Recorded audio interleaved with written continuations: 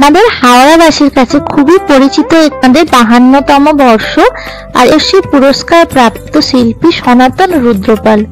দেখতেই পাচ্ছ সনাতন। হ্যালো বন্ধুরা, ওয়েলকাম টু মাই চ্যানেল। সকলে কেমন আছো? আশা করি খুব ভালো আছো। সরস্বতী পুজোর অনেক অনেক শুভেচ্ছা জানিয়ে সকলকে শুরু করছি আজকের নতুন ব্লগটা। আমাদের হাওড়াবাসীর কাছে খুবই পরিচিত একটি ক্লাব, হাওড়া রামরাজাতলার 10 পল্লী রিক্রিয়েশন ক্লাবের ঠাকুর প্রত্যেক বছরই খুব বড় হয় এবং এখানে সরস্বতী পুজো খুব বড় করে হয়। তো সেটাই আজকে তোমাদের সঙ্গে শেয়ার করব। তো পুরো ভিডিওটা দেখতে থাকো, আশা করি তোমাদের ভালো লাগবে। আর যদি ভালো লাগে প্রচুর প্রচুর লাইক আর শেয়ার করে আমার পাশে থেকো।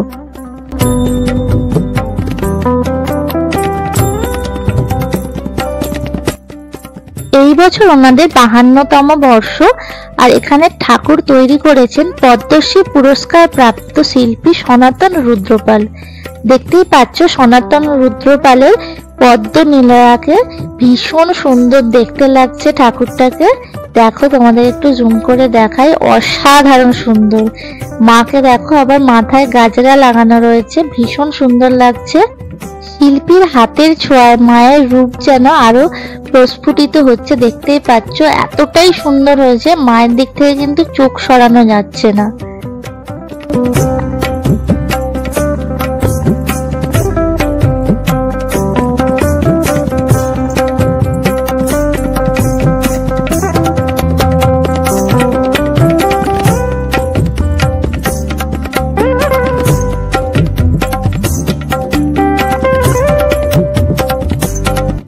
মায়ের চরণ দুটো দেখো ভীষণ সুন্দর লাগছে। আর যে ফুলের মালাটা পরানো হয়েছে সেটাও কিন্তু মাটিরই তৈরি, সেটাও যেন মনে হচ্ছে সত্যিকারের ফুল দিয়ে পরানো হয়েছে, ভীষণ সুন্দর। এখানে দেখো হাঁসটাকেও দেখাচ্ছি, হাঁসটাও কিন্তু খুব সুন্দর করে তৈরি করা হয়েছে।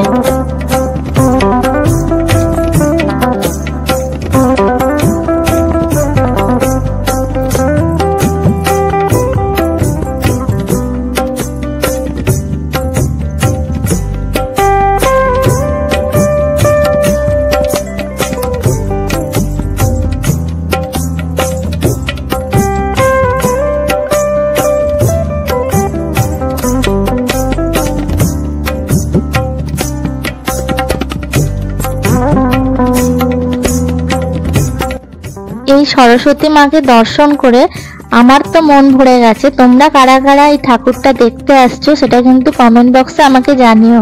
আর কারা কারা হাওড়া থেকে দেখছো সেটাও কিন্তু জানাতে ভুলো না। দেখতে পাচ্ছ পূজা মণ্ডপটা কিরকম ভাবে সাজানো হয়েছে, সামনে কিছু লাইটও দেওয়া হয়েছে। তোমরা যদি কেউ এই ঠাকুরটা দর্শন করতে আসতে চাও তাদের জন্য বলে দিই, তোমরা রামরাজাতলা স্টেশনে নামবে, স্টেশন থেকে নেবে হেঁটে কিংবা টোটো করে চলে আসতে পারো এই ক্লাবে।